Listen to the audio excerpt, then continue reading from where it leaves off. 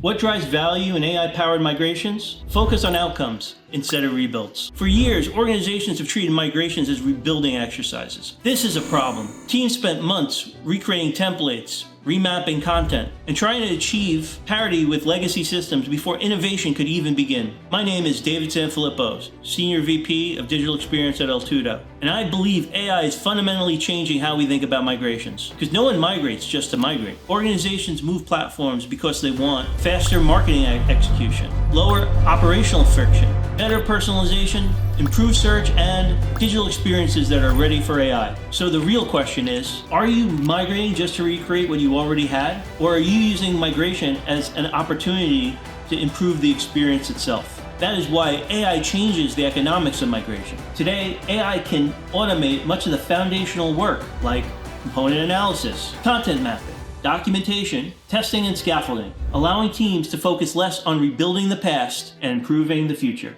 And that is where the real value begins. Not just in faster migrations, but in the ability to modernize while simultaneously improving customer experience, operational agility, and business outcomes. If you are planning your move to Sitecore AI, now is the time to rethink migration, not as a rebuild, but as a faster path to innovation. Thank you.